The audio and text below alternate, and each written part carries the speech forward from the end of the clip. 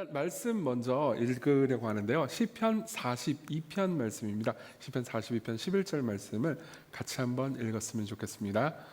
내 영혼아 어찌하여 낙심하며 어찌하여 내 속에서 불안해하는가. 너는 하나님께 소망을 두라. 나는 그가 나타나 도우심으로 말미암아 내 하나님을 여전히 찬송하리로다. 아멘. 네, 우리가 삶을 살다 보면은 이제 내 자신이 되게 불안하거나 두려울 때가 있습니다. 사실은 내가 불안하거나 두려운 이유는 그러니까 내가 내 자신에 대해서 안정감을 갖지 못할 때, 혹은 나 스스로가 뭐 또 혐오스러울 때, 혹은 정말 두렵거나 불안한 무언가가 있을 때 그런 경우가 많죠. 그러면은 우리는 어떻게 우리 자신을 변화시킬 수 있을까요? 사실 삶을 통해서 나는 나를 사랑하는 것 같기도 하지만은 나를 되게 싫어하는 것 같기도 합니다. 왜냐하면 삶을 살다 보면 내가 나를 봐도 싫은 부분들이 많이 보이잖아요. 내 은밀한 죄가 보일 때도 있고요. 내가 해내지 못할 때 너무 힘들 때가 있죠. 근데 나는 변화되고 싶어요. 근데 변화되는 것은 그렇게 쉬운 일이 아닙니다. 사실 저는 이제 목사니까 상담을 종종 할 때가 있어요. 상담을 하다 보면은 이제 상대방이 뭐 자신의 문제나 어려움 같은 것들을 저한테 계속 얘기하겠죠. 그럼 이제 그 얘기를 계속 듣다가 내가 볼 때 이 사람은 이런 부분에 있어서 잘못된 믿음을 가지고 있거나 혹은 이런 부분에 있어서 오해가 있구나라는 생각이 들 때가 있어요. 그럼 이제 성경 말씀을 찾아주거나 아니면 이제 대화를 통해서 이런 부분을 한번 생각해봐라. 예수님께서 당신을 위해서 이런 일을 하셨다는 것을, 지금도 이렇게 돌보고 계시다는 것을 생각해보세요. 이렇게 이야기를 하죠. 근데 그때 제가 절대 반박할 수 없게 상대방이 저의 모든 말을 무력화시키는 궁극의 필살기를 만나게 됩니다. 그게 뭔지 아세요? 여러분들도 아마 이 말을 해본 적이 있을 겁니다. 목사님, 와닿지 않아요. 바꿔서 말해보자면요, 하나님의 말씀이 여러분들을 정말로 변화시킬 수 있도록 여러분들의 마음에 영향을 끼칠 수 있을까요? 사실 그것을 가리켜서 성경은 묵상이라고 말합니다. 많은 사람들이 묵상을 그냥 생각만 하는 거라고 생각을 해요. 하지만은 실제로 묵상은 굉장히 자기 자신에게 끊임없이 영향을 미치는 일종의 읊조리는 과정입니다. 실제로 묵상하다라는 단어가 읊조리다라는 의미를 가지고 있기도 해요. 읊조리는 겁니다. 여러분들 아마 이 말씀을 들어본 적이 있을 겁니다. 유명한 말씀이니까요. 복 있는 사람은 악인들의 꾀를 따르지 아니하며 죄인들의 길에 서지 아니하며 오만한 자들의 자리에 앉지 아니하고 오직 여호와의 율법을 즐거워하여 그의 율법을 주야로 묵상하는도다. 요약해 볼까요? 하나님의 말씀을 계속해서 묵상하는 사람들은 행복해진다는 거죠. 네. 자, 저는 아까 시편 42편의 말씀을 읽고 왜 묵상으로 이 모든 것이 옮겨갈까요? 자, 시편 42편이 묵상을 하는 어떤 사람의 대표적인 예이기 때문입니다. 아까 제가 이런 말씀을 드렸잖아요. 묵상이라는 것은 일종의 읊조리는 행위라고요. 그럼 읊조리는 걸 누구한테 읊조리는 걸까요? 다시 시편 42편을 보면요, 이렇게 말하고 있습니다. 시인은요, 내 영혼아 네가 어찌하여 낙심하며 어찌하여 내 속에서 불안해하는가. 너는 하나님께 소망을 두라. 이렇게 말하고 있죠. 이 친구는 낙심하고 있습니다. 시인은요. 그리고 불안해하고 있죠. 근데 그걸 지금 누구에게 얘기하고 있죠? 나에게 얘기하고 있습니다. 내가 내 영혼을 향해서 꾸짖기도 하고요, 격려하기도 하고 다독이고 있죠. 내가 나에게 끊임없이 말하는 과정, 성경은 이것을 가리켜서 묵상이라고 말합니다. 실제로 시편에 아주 많은 부분들 있잖아요. 그런 부분들이 묵상이에요. 한 구절만 더 인용해 드릴게요. 시편 62편 5절, 나의 영혼아 잠잠히 하나님만 바라라. 무릇 나의 소망이 그로부터 나오는도다. 나중에 여러분들이 할 수 있다면요, 시편에서 내 영혼아 나의 영혼아 이 말을 한번 검색해 보십시오. 계속해서 발견할 수 있게 될 겁니다. 즉 시인은요, 끊임없이 자기 자신에게 말을 걸면서 묵상을 하고 있는 거죠. 묵상만이 여러분들을 변화시킬 수 있습니다. 묵상은요, 정말로 여러분들을 바꿔내요. 이걸 이런 식으로 생각해 볼 수도 있을 것 같습니다. 묵상은요, 일종의 정신분열입니다. 보세요, 내가 나에 대해서 말을 걸고 있죠. 그렇죠? 그러면 말을 듣는 나와 말을 하는 나로 두 개로 자아가 분열됩니다. 이것은 흔히 있는 일이에요. 여러분들도 많이 관찰한 일이기도 합니다. 자, 어떤 사람이 앞에 나가지고 자학개그를 한다고 합시다. 여러분 제 얼굴을 보세요. 슬플 것 같지 않나요? 이 얼굴을 보면 절망입니다. 뭐 이런 식으로 자학개그를 하는 거예요. 그렇죠? 혹은 저는 일기를 20년 가까이 썼거든요. 그러면 20년 전에 일기를 보면은 뭐 바보 같은 말 엄청 많이 썼을 거 아니에요. 자기 연민에 가득한 말. 그럼 설교 때 그런 것들을 좀 인용하곤 합니다. 그러면서 뭐 이정규가 10몇 년 전에 이런 바보 같은 말을 썼어요. 그러면서 이제 이야기를 해주죠. 자, 보세요. 그러면요, 사람들은 웃습니다. 그때 이정규는요 2개의 이정규가 됩니다. 예. 일기에다가 바보 같은 말을 쓴 과거의 이정규가 있고요. 그걸 놀려먹는 이정규가 있죠. 그렇죠? 자, 그런 식으로 2개로 자아가 분열되는 거죠. 예, 이게 자아 개그를 할 때 우리가 보는 2개의 자아예요. 그리고 또 이런 것도 있습니다. 회개요. 회개요. 여러분, 회개는요 하나님께서 인간에게만 준 고유한 능력이라는 것을 알고 계십니까? 동물은 회개하지 못합니다. 인간은 어떤 일을 합니까? 생각을 생각할 줄 압니다. 예, 방금 내가 바보 같은 생각을 했어요. 혹은 방금 내가 되게 나쁜 말을 했습니다. 내 아내에게 상처 주는 말을 했어요. 그러고 잠시 지나고 나서 내가 그때 했던 생각과 내가 한 말을 다시 생각합니다. 다시 들여다보죠. 그리고 생각합니다. 아, 맞아. 방금 내가 했던 말은 정말 바보 멍청이 같은 말이었어. 끔찍한 말이었어. 나를 사랑해주는 아내에게 내가 이렇게 말하다니 이건 잘못됐어 라고 생각하죠. 예. 이게 생각을 생각하는 거잖아요. 아까 바보 같은 했던 나쁜 말을 했던 나와 이후에 그 모든 것을 후회하는 나는 별개의 존재지만 한 나입니다. 그렇죠? 묵상이 이런 겁니다. 예, 묵상 안에는 회개도 들어가고요, 그리고 자학도 들어가고요, 때로는 격려도 들어가죠.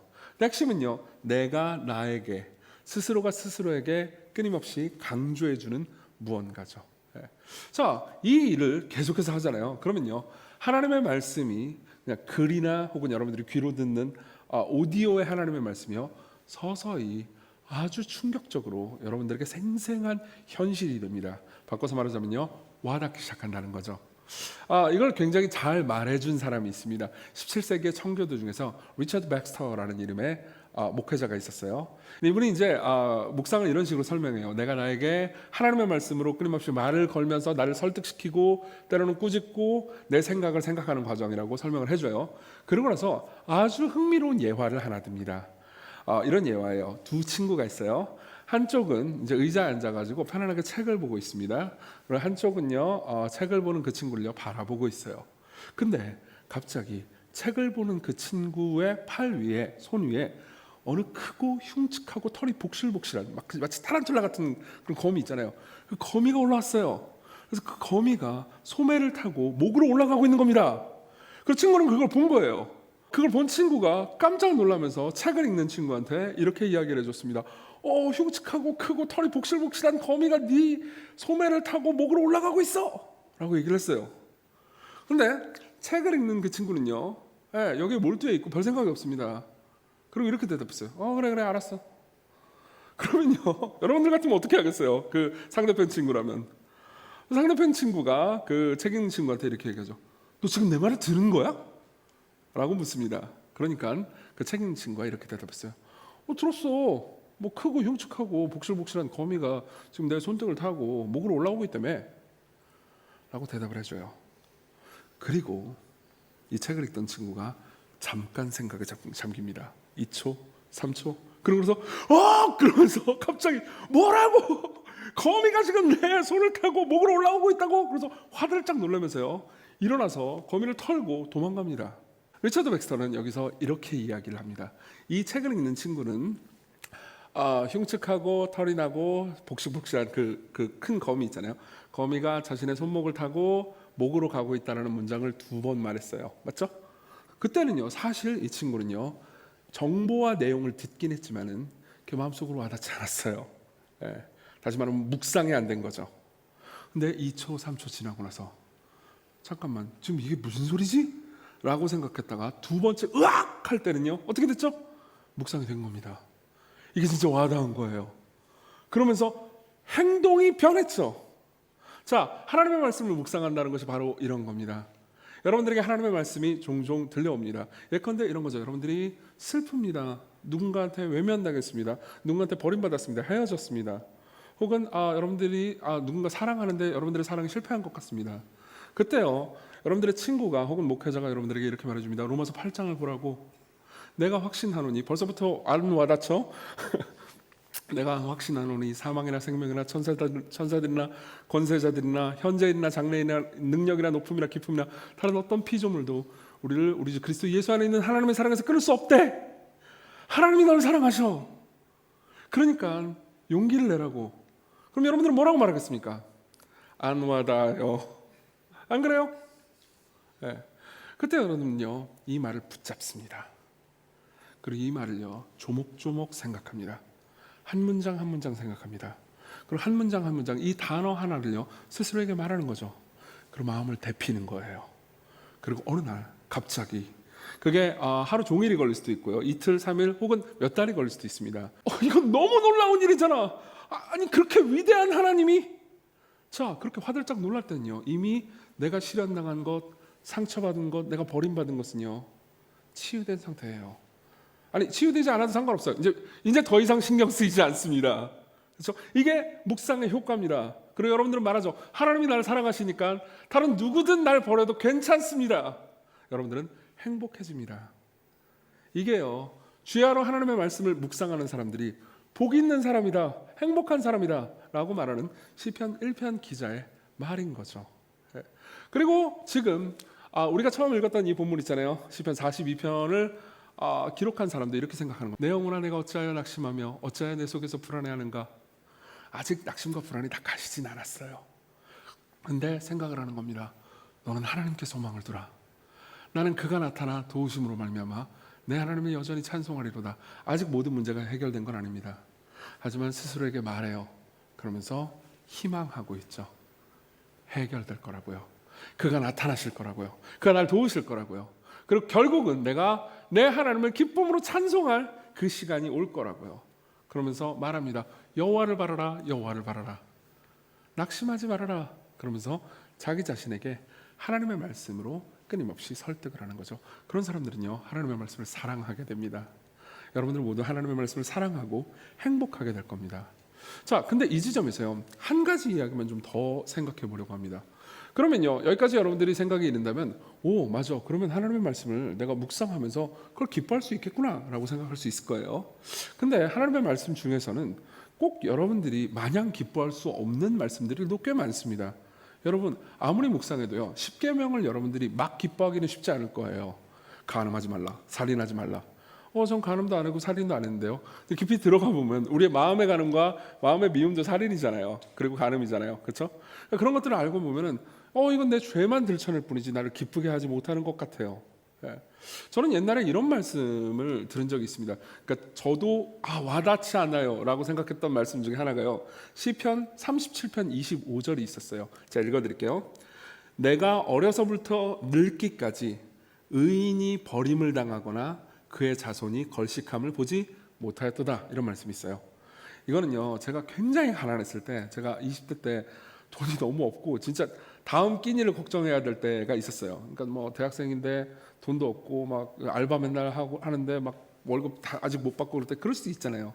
그러니까 너무 낙심하고 좌절하고 실패하고 있을 때 교회에 있는 어떤 한 형이 저한테 이 말씀을 보내줬어요. 그러니까 의인은 버림받지 않아, 걸식함을 보지 못해. 그러니까 염려하지 말렴 정규야. 제가 염려를 안 했을까요? 와닿지 않았어요. 왜 와닿지 않았을까요? 물론 이 말씀이 내게 이루어지리라는 확신이 좀 당장 없는 것도 있었어요. 근데 저를 불편하게 만들었던 말은 뭐였냐면 의인이었어요. 이거는 의인이 버림을 안 당한다는 거지. 나는 죄인인데요. 난 오늘도 죄를 지었는데요. 어제도 죄를 지었는데요. 그러면 하나님께서 의인은 경제적으로 돌봐 주시겠지만 의인이 아닌 오늘도 죄를 짓고 어제도 죄를 짓고, 솔직히 말하면 저는 예언의 은사 같은 건 없지만 확실히 예언할 수 있는 게 있어요. 전 내일도 죄를 지을 거예요. 여러분들 마찬가지일 겁니다. 그런 나를 하나님께서 돌보아 주실까요? 경제적으로 함께 해 주실까요? 저는 이것 때문에 항상 하나님의 말씀을 기뻐하지 못했어요. 그리고 제가 발견했던 게 있습니다. 16세기의 종교개혁자였던 마르틴 루터도 기뻐하지 못했습니다. 마르틴 루터는 시편을 오랫동안 강해했습니다. 그러면서 시편을 싫어했어요. 왠지 아세요? 시편에 보면요 여러 번 의인은 하나님께서 돌보시고, 의인은 걸식하지 않고, 의인은 하나님께서 사랑하시고, 이런 얘기들이 너무 많은 거예요. 근데 난 죄인이거든요. 그래서 시편을 증오했었습니다. 그러다가 시간이 지나고 나서 로마서를 연구하면서요 루터는 알게 됐어요. 죄인인데도 불구하고 의인으로 여겨주시는 하나님의 은혜가 있다는 걸요. 그걸 보면서 루터는 생각했습니다. 그리고 저도 같이 생각하게 됐어요. 자, 예수 그리스도를 한번 생각해 봅시다. 예수님께서 이 땅에 오셨을 때는요 그분은 하나님의 말씀 율법을 완벽하게 지키셨습니다. 그분이야말로 진짜 자기의 행위로 완벽한 의인이었죠.